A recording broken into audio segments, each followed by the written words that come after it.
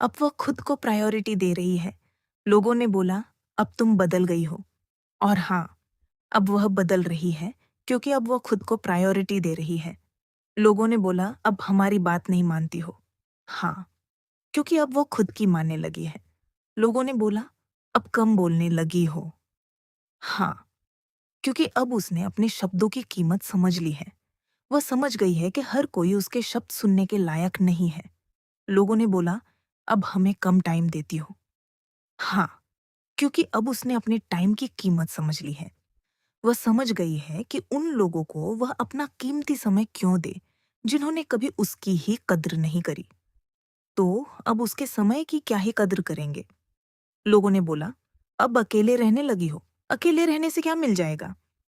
हाँ, अब वह अकेले रहने लगी है, क्योंकि अकेले रहने से उसे वह शांति और सुकून मिलने लगा है, जो उसे इतने लोगों के बीच में रहकर भी कभी मिला ही नहीं। लोगों ने बोला, अकेले रहकर क्या कर लोगी? हमारी जरूरत तो पड़ेगी ही कभी ना कभी। हाँ, उसे सिर्फ जरूरत पड़ेगी उस इंसान की, जिसने उसे सच में दिल से समझा। और अगर ऐसा कोई भी इंसान नहीं हुआ, तो वह खुद ऐसी बन जाएगी जो खुद की जरूरत से भी ज्यादा जरूरत पूरी कर दे। लोगों ने बोला, हमसे ज्यादा तुम्हें कोई नहीं समझ सकता। नहीं, उसे सिर्फ वही सबसे ज्यादा समझती है। और अब वह समझ गई है कि दूसरों ने तो उसे असलियत में कभी समझा ही नहीं था, न कोई समझ पाया। लोगों ने बोला, अब तुम में एटीट्यूड आ गया है। हाँ, एटीट्यूड इस बात का कि अब वह खुद को प्रायोरिटी देने लगी है। उसके लिए वह एटीट्यूड नहीं, बल्कि उसकी सेल्फ रिस्पेक्ट है। वह समझ गई है कि जब तक हम खुद की रिस्पेक्ट नहीं करते, तब तक कोई और भी नहीं करेगा।